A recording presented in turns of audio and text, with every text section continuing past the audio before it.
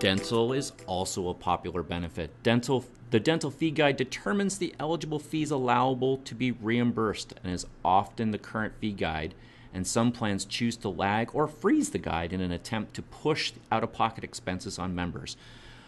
Few, but some plans also include specialist fees which can be upwards of 25% more than the general fee guide. Fee guide changes annually province by province, but over the last 10 years, the fee guide's increased over 40%, which is separate from increases in utilization of members. Basic services typically include the diagnostic, preventive, and minor restorative services like exams and x-rays and lab fees and fillings. Some plans reduce costs by limiting recall exams, or checkups if you will, to 6, 9, or 12 months. Reimbursement levels can range from 80% to 100% or less, and plan maximums can range from $750 to $1,500 per family member per year. Supplementary services are typically covered like endodontics, which are root canals, and periodontics, scaling and cleanings, as well as denture repairs, including reline and rebase.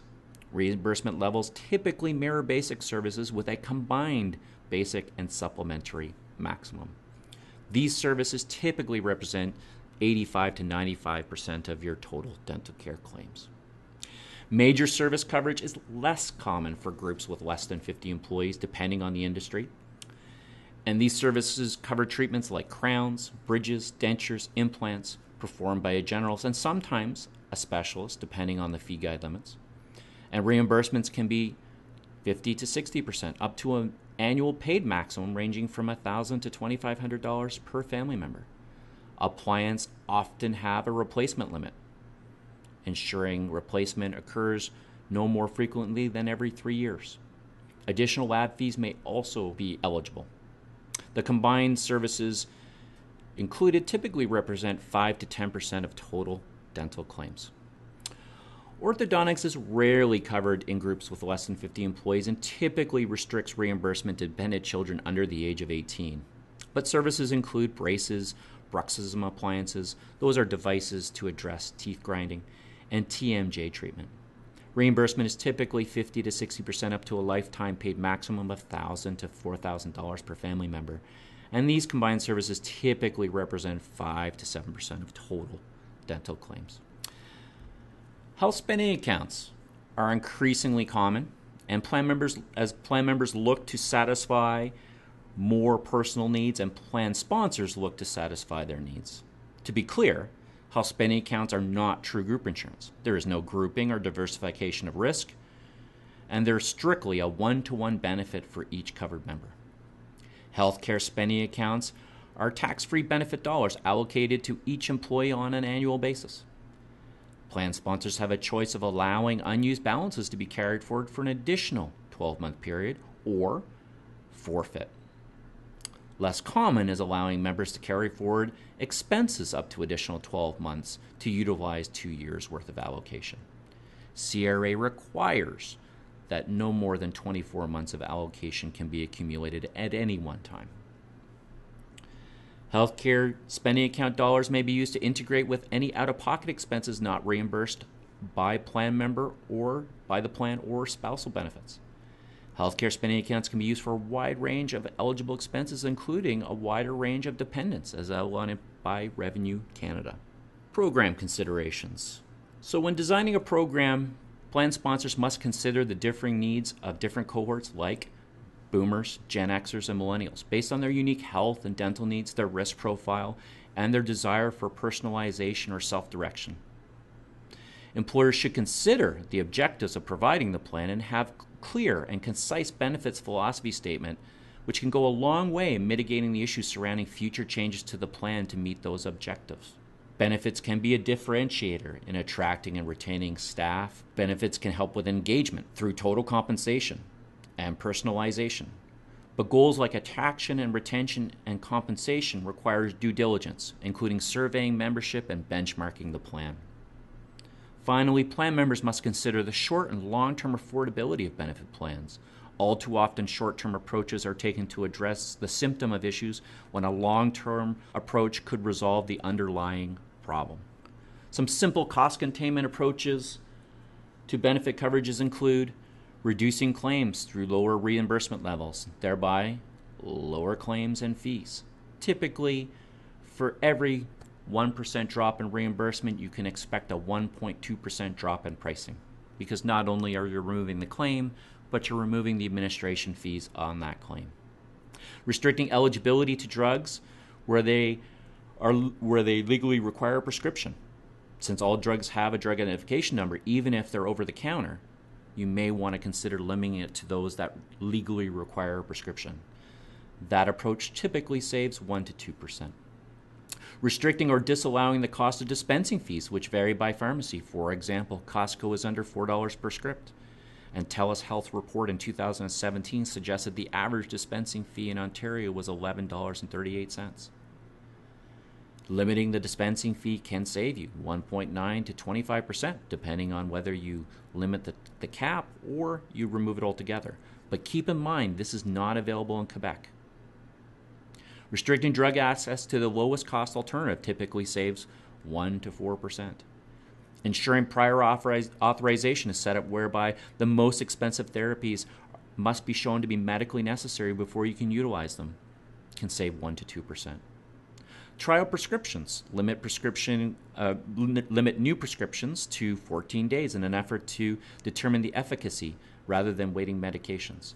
And step therapy limits access to the drug based on a proven progression from the lowest cost alternative to the most expensive option based on efficacy.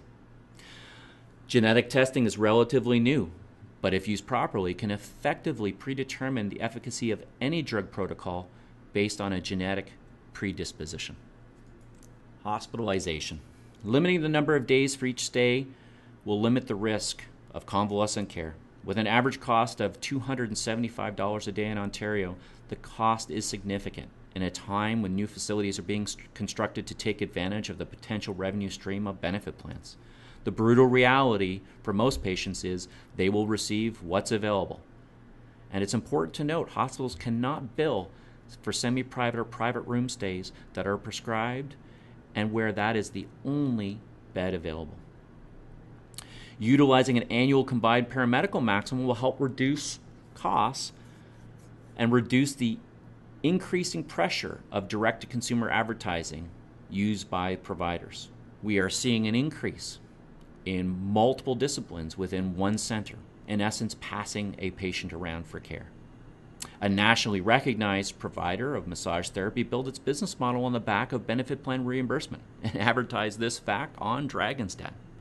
Vision care is a lumpy, non-universal benefit. This means that it does not benefit all members, especially those that do not wear glasses. There is rarely a catastrophic event, and therefore ensuring the risk is not overly efficient. Utilizing a healthcare spending account or self-insuring the risk could reduce costs. Utilizing annual maximum. Plan sponsors can limit the risk imposed by turnover or aggressive marketing of dentists. Reducing reimbursement levels ensure more skin in the game with members to understand costs. Ensuring the plan design provides reasonable limits on scaling and recall to limit dental offices maximizing revenue opportunities. Choosing to cover only the current fee guide avoids expensive upcharges of specialists, often where they don't supply additional ability for a particular treatment. Limiting orthodontic to individuals under age 18 limits exposure. Now, lagging the fee guide behind gives your plan an initial break, potentially 2 to 3%, which is the fee guide adjustment annually. But after the first year, the inflation returns and runs behind unless you fix the year and push to the out-of-pocket expense to the plan member. At this point, I'll give those in attendance an opportunity to ask questions regarding the content or perhaps issues that we have not covered. Any questions at this point? So, first question, wondering about the types of over-the-counter drugs that are often covered. So, depending on the age of the contract and depending on the size of the organization, many older contracts would refer to any medications that would have a drug identification number.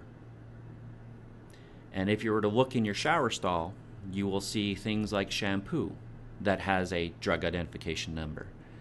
Anything with an active ingredient would have a drug identification number. Therefore, some of these older contracts potentially expand the types of drugs that might be available, like aspirin, like suntan lotion with a compound added.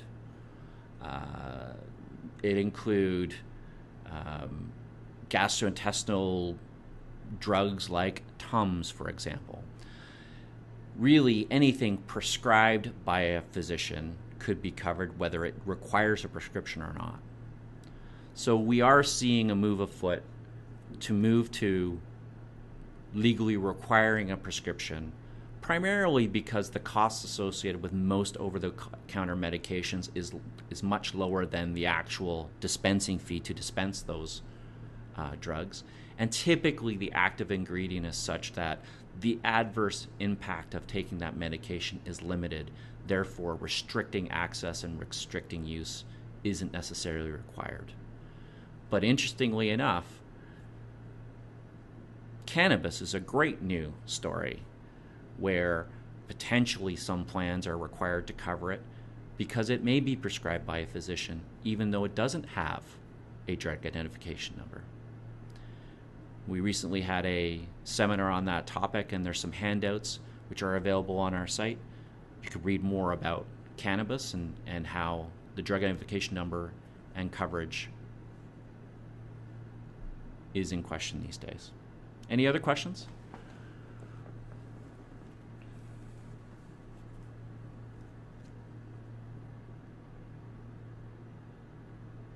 All right. Well, this brings our session to a close. We do thank you for your attention and attending the session. I hope you found today's content useful and perhaps some ideas on how to design or manage your program moving forward. Keep an eye out for the announcement of our 3rd and 4th webinars on our Benefits Bootcamp series. We hope that we have helped you stay on the right path for your organization and employee benefit needs. Please feel free to reach out to us with email. Also, any suggestions on our webinar series on how we can improve getting you the information you need when you need it. Thank you all.